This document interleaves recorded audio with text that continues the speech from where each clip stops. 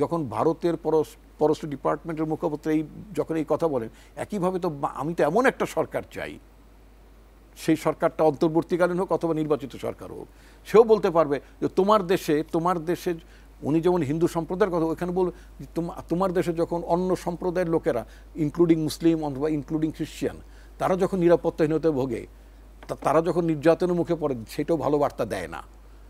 এই কথাটা তাকে বলতে হবে, সোজা কথা।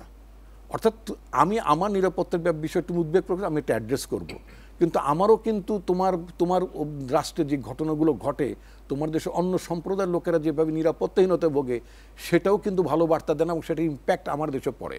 এই কথা বলার মতন সৎসাহস থাকার মতো, চোখে চোখ রেখে কথা বলার মতো সরকার এই দেশের মানুষের দরকার। দ্যাট ইজ অলসো এ সংস্কার, দ্যাট ইজ অলসো এ সংস্কার। কারণ নতজানু কোনো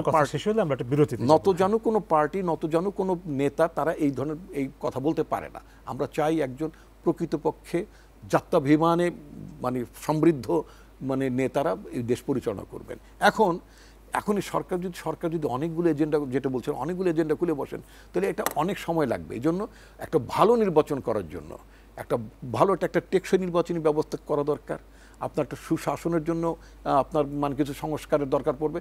যতটা একটি ভালো নির্বাচন এবং পরবর্তীতে সে সরকার যাতে জনগণের কাছে জবাবদিহি করতে বাধ্য থাকে, জনগণ যাকে যেমন তাকে ভোট দেন নির্বাচিত করতে পারে, জনগণ যাকে আবার তাকে নামাতেও পারে। কারণ এখন কিন্তু বাংলাদেশের জনগণ শাহবাগ থেকে গণভবনের কতটুক দূরত্ব, এটা বাংলাদেশের জনগণের কিন্তু কত মিটার মাপা হয়ে গেছে, এটা কিন্তু সত্য।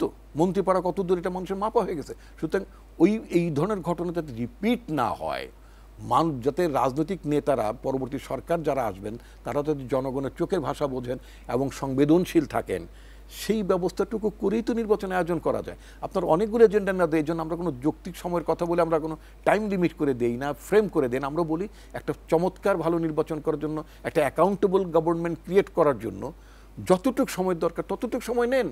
কিন্তু ইন দ্য নেম অফ আপনার রিফর্ম এজেন্ডা এমন অবস্থা করা যাবে না যেটার জন্য আপনার বাংলাদেশে একটা বিরাজনীতিকরণের প্রক্রিয়ার আপনার উকি না দেয়।